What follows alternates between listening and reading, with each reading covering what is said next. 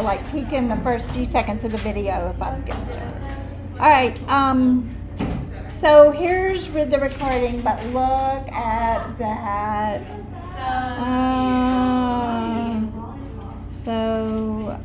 Then there's this one. I love that one. I like how you match the color. Yeah. I take great pains in my slides. I probably should be doing something else, but oh, that's so cute.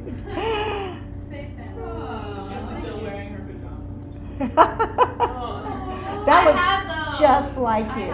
Yeah. Okay. So that's so fun. I just couldn't make that small at first. So we'll teach on this then. All right. Okay, IBT, I'm going to do number 19, but anything from 15, 16, 17, 18, 19, any questions? Just 19. Okay. Oh, you can jump in with another question if you have it. I guess right now I'll skip a homework check. I hope you all did your homework. So, you know, if you want to get a homework check, you can just show me on the way out the door. I've seen a bunch of them anyway. Remember, continuity is real important. The intermediate value theorem is one of the things that you cannot talk about unless you've established continuity. And so, and you really actually say it to me on the test. You go, since this function is continuous, or f of x is continuous, and then go on with your statements, okay? Continuity, what has to happen is f of c has to be defined. The limit of f of x has to exist as you approach that number. Don't know what just happened. Exists. And then f of c has to equal the limit of f of x as x approaches c. Okay? And that's continuity. Intermediate value theorem is if f of x is continuous, that's if and only if f of x is continuous, then if you have an f of a that equals some number, I'll call it, we'll call it g. I don't want to call it g because I usually call it a function. Let's say if f of a equals c, and f of b, this isn't how I defined it the other day, but it's still fine, f of d, then if k is somewhere between c and d, then there will be a k, there'll be an answer to it, and I shouldn't have used c here, let's call this e. Well, no, e is a number, 2.718. I'll call it m, we'll call it m. So this is m. Okay. Anyway, after all this struggle here, if it's continuous and k is between m and d, then there will be a value that gives you that value, and it has to be between a and b. Okay, so your intermediate value theorem is super common sense, really.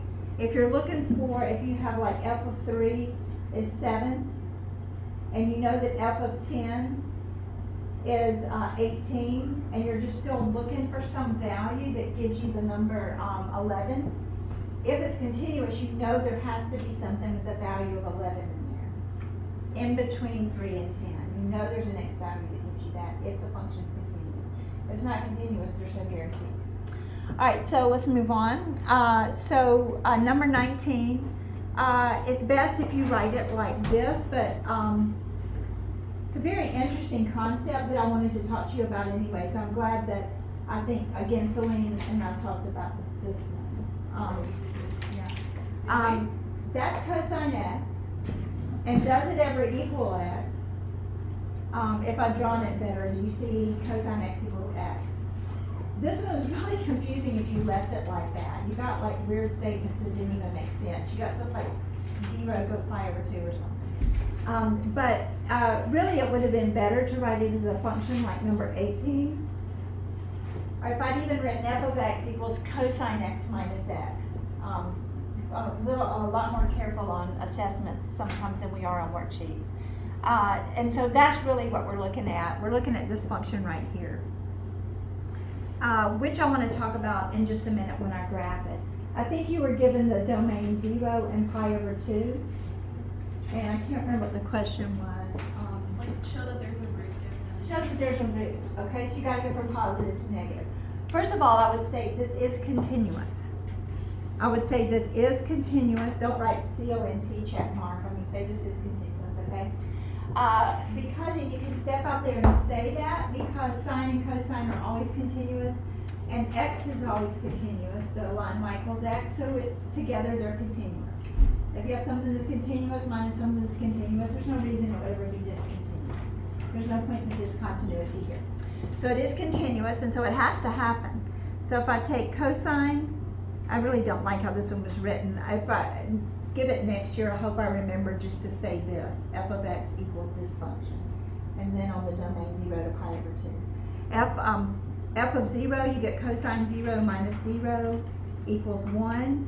And at pi over 2, you get cosine of pi over 2 minus pi over 2.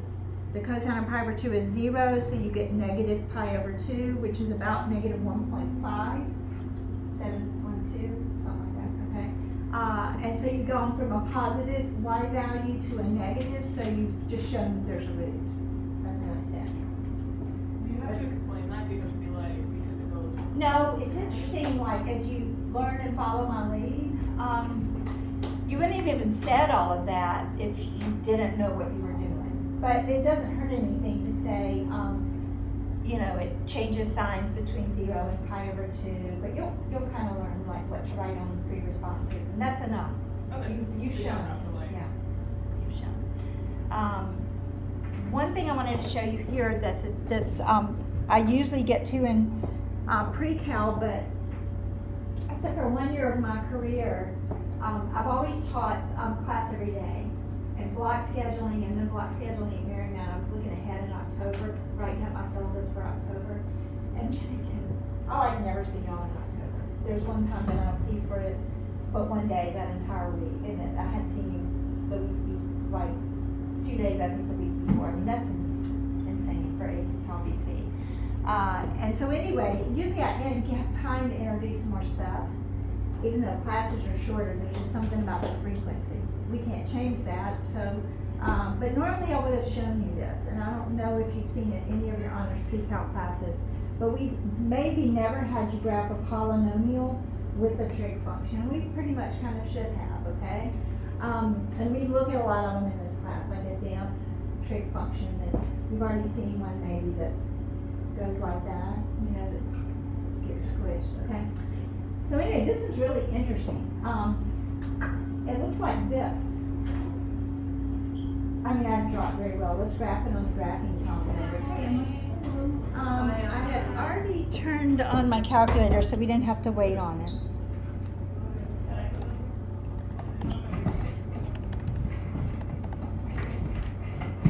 All right, so we're on 19, Emily. All right, so I'm going to put in cosine x minus x. Now, it's interesting to think about what's going to happen here before I hit graph.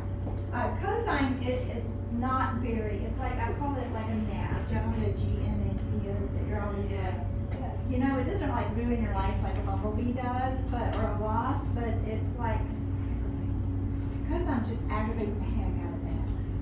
X is just going off to infinity. Cosine's, what about me? What about me? What about me? Okay, so why is cosine like a gnat? How big can it get? Yeah, so x is trying to get to 4, and it's like, you know, and it's just like, I'm negative 1/3 right now, you know, and then it's off at 100, and it's like, no, you're not, you know, you're just not doing much to it, though. Do y'all see the power of this graph? I love it. Other people that have you before are just sitting there going. So anyway, I'm going to put in y equals negative x. And do you see the gnats just like flying around? Y equals x. Do you see how it is bothering y equals negative x? The red is just negative x. Cosine's not doing much to it. So it's interesting to talk about. There was an AP problem a few years ago that they asked A to graph something like x plus 4 cosine x, I think. You probably will see it on a worksheet, a quiz, or a test or something. So now it expects you to know how to graph x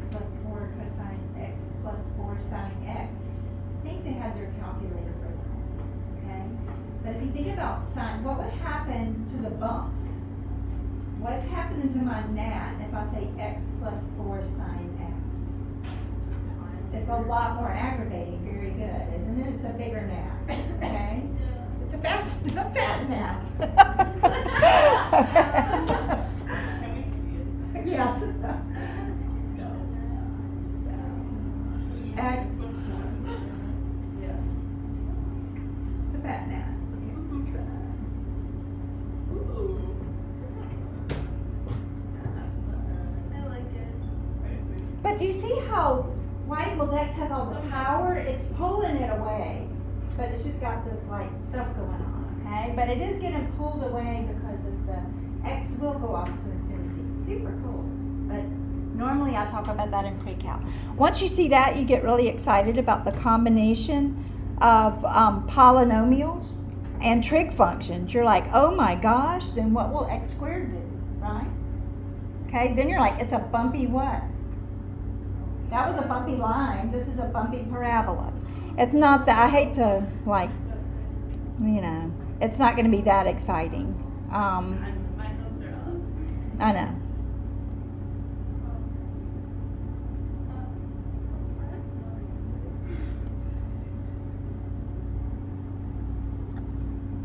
I think it's a little zoomed out. Yeah, let's see. But you're expected again to be thinking of like the big picture. Yourself, like x squared, why is it not that exciting? Because x squared is just that much more powerful than x.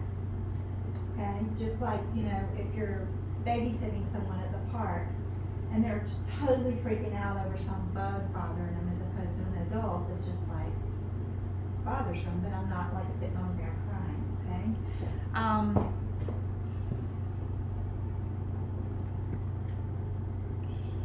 It just makes a couple of dents, but once you get x pretty big, it doesn't really affect it very much. It'll affect a little more if I take out the 4, I think, which doesn't make a whole lot of sense now that I think about it, because the 4 should bother it more rather than less. You can't even hardly see any difference, so it's not that great. But it's kind of interesting to talk about. It won't be a y equals x squared. Let's compare those and then move on. And I think zooming in might be better here. Let me go to zoom 6.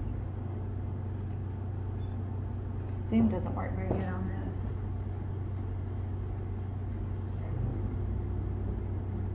this. You see, it's just a little bit different.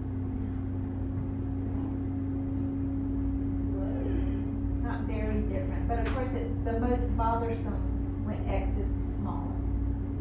X just gets big really fast and it doesn't make as big of an impact. If I go to table, you don't have the same values, but they're very close to each other. 24.041, 25, and so on. Okay, so anyway, I did need to show you that. Now, let's move on to something that I think you know this from physics, but I'm not sure. It's always interesting if nobody knows the like tricks from physics. Also, it's a very aggravating day. Like if nobody knows it and then you see it, you go, okay, I hate Miss Lazari. Like, why have you made me do this? The good news is, in an AV course, if they don't know the tricks, don't tell them the tricks. It short circuits your thinking into what you really need to know, okay? There's times when I've taught AV that I don't show them this until October or November. I don't get their new curriculum until then, usually October. But, I mean late October, early November. I've tutored students in the city that are still doing f of x plus h minus f of x over h for every derivative until like December. So, it's a very, you've got to know what you're doing, but I take for granted that you really processed it better than the rest of the world and that you know what's happening when I say f of x plus h minus f of x over h. If I say f of x plus h, which is our standard form of a derivative, something written that there was like a really bothering me. My fingers get stiff. Anyway, that's not a derivative. Like I'm not being silly right now. Most of the time I am. That's not a derivative. What is that? Say it loud. It's just crummy slope. Isn't that y2 minus y1 over x2 minus x1? That's just y minus y. And what happens when you say x minus x? Don't you get the gap between them, which is h? Yeah. If you've moved 5 units, if h is 5, if you're 5 units away, 5 units away, then, you know, let's say if I'm talking about the slope between f of 3 and f of 8. Then I say f of, and what's my gap? H is 5. So would this be f of 3 plus 5 minus f of 3 over x minus x, which is also 5? Y'all see what I mean? That's just crummy slope. How can I actually make it a derivative, which is the slope of the tangent line? It has to have that in there. Well, that's why, you know, I always answer the question, do you have to write the limit out there? Yeah, because you don't have the other thing if you don't have that there. That's the derivative. Are y'all okay with that? Yeah. Why is that derivative? What does it do with the 2 points that were far away? It moves them, yeah, until it pretty much turns 2 points into 1 and you're doing magic. You're finding the slope at 1 point. It's phenomenal, okay? All right, now, so I'm going to do a really long one. I'm going to try to make the pen smaller. If you're wanting to write something down, do not. Mostly for 2 reasons. You don't need to. It's just like one time I'm going to do this. Don't panic and think, please don't ever do that again. But one time I'm going to do a really long derivative, and I want you watching.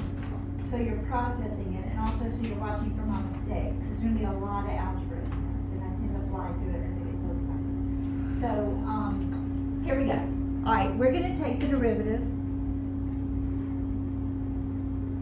Let me see. Sometimes when I make the pen smaller, it won't stay. All right, so if I have y equals 3x squared minus 5x plus 2. So I'm not going to do that. I'm going to make that 3x to the 5th minus 5x squared plus 2 to make it especially aggravated. All right, so I'm going to take the limit as h approaches 0. I'm trying to find the slope of the tangent line. I should get variables because the slopes change a lot as I graph that polynomial, okay? If you're doing something else in another class though, probably want computers closed right now. I don't know really right now at the moment. So, all right, so this is 3 times x plus h to the 5th minus 5 times x plus h squared plus 2, that's f of x plus h, minus f of x, 3x to the 5th, minus 5x squared plus 2 over h. Okay. Now, x plus h to the 5th. You know, the good news here is I'm really good at the binomial theorem, at polynomial expansion. I'm also really good at making a lot of careless mistakes. All right, so we're taking the derivative of this one, Elena, and so I've set up f of x plus h minus f of x over h, okay? With the limit as h approaches 0, exit the derivative. Okay, I have 2 choices, be really good at binomial theorem, or I have to sit down and go x plus h times x plus h times x plus h times x plus h times x plus h.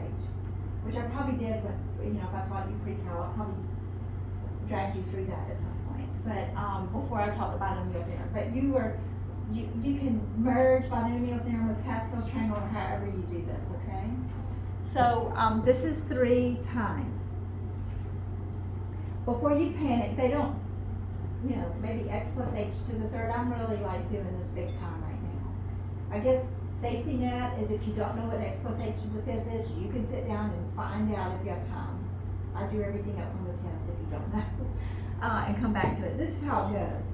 It starts off with x to the 5th, and then it goes x to the 4th. I have to leave room for coefficients. And I'm also gonna build it as I go. I don't need that much space right there. Binomial theorem, binomial expansion, you've all done. X to the fifth, then the next one's gonna be x to the fourth, h to the first. The next one's gonna be x to the third, h to the second. The next one's gonna be x to the second, h to the third. The next one's gonna be x to the first, h to the fourth. And then it ends at h to the fifth.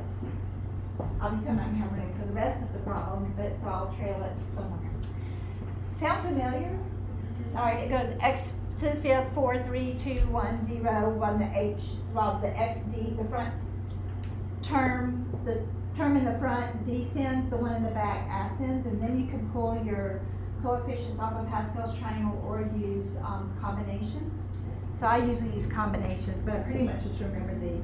In the Pascal's triangle, do y'all remember there's ones going all the way down? So these are ones at the beginning, okay? And then these are fives, and these are tens. If I forget what they are, this is what I do. I take my fifth power, and I go 5 factorial over these two exponents I've already chosen, 3 factorial, 2 factorial. I'd rather do that than draw up Pascal's triangle.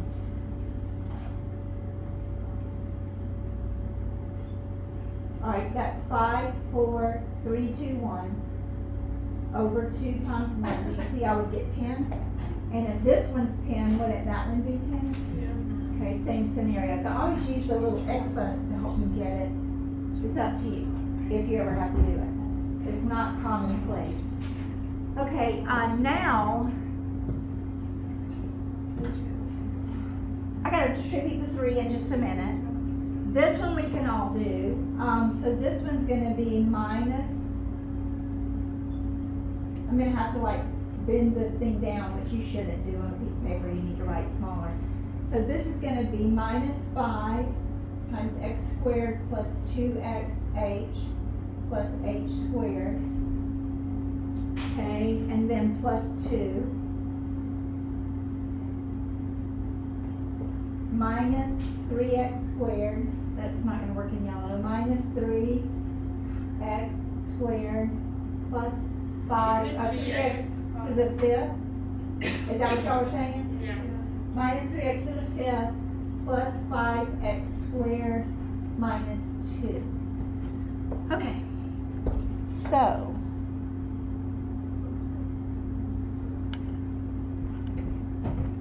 now I have the limit as h approaches 0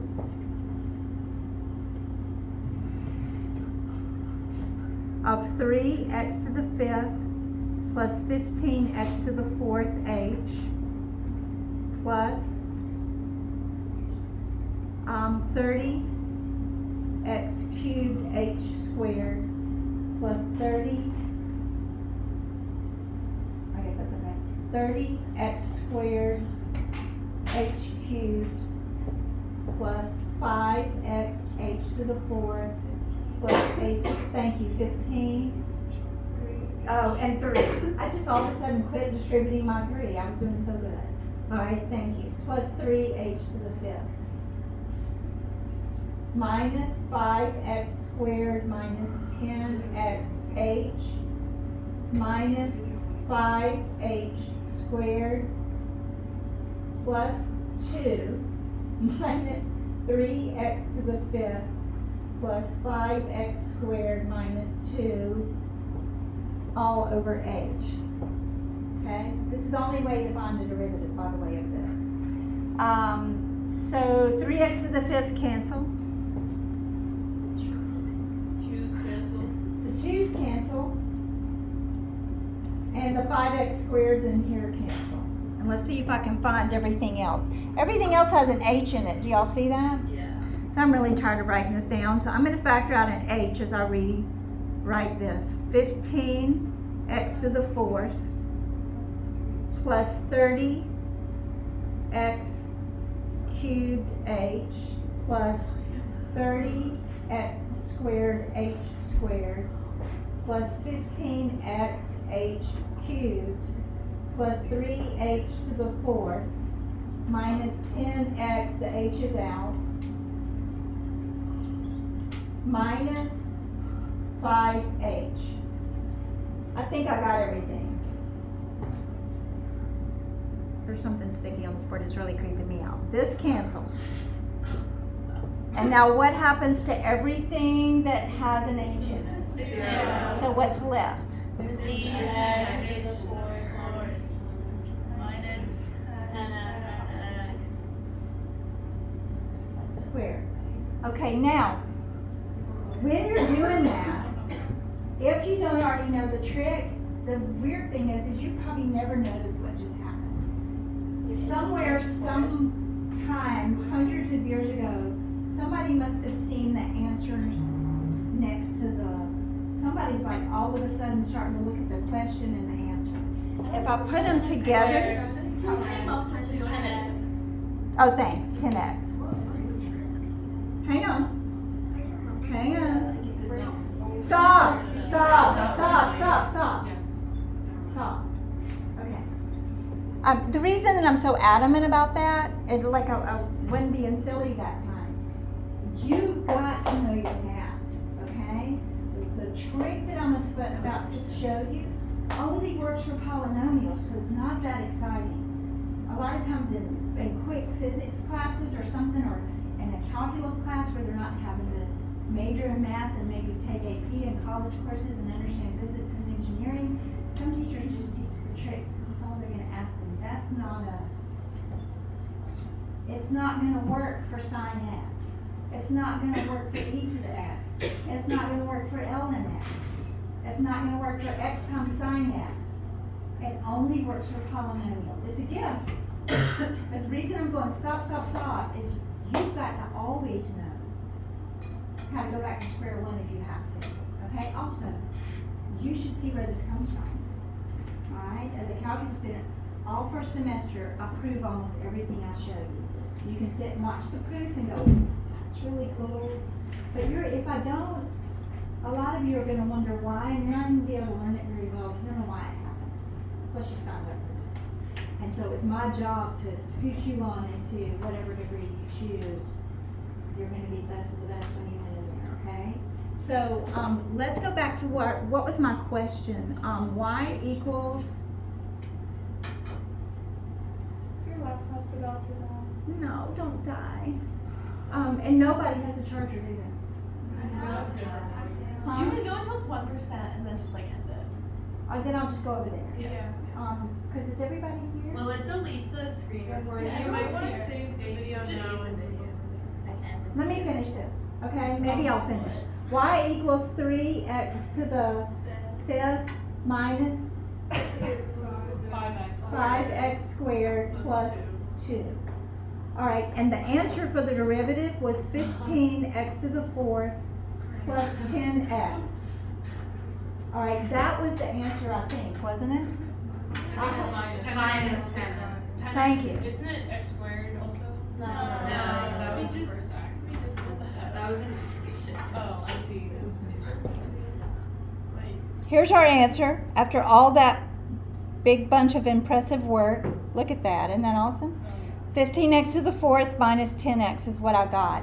If you've done all of that, you wouldn't have noticed anything. But if you start to see the question next to the answer, excellent mathematicians long ago were like, wait a minute, that's curious, okay? If you do 10x cubed, you get 30x squared with all of that work. That's what they were doing. That's all they knew. That is the definition of derivative.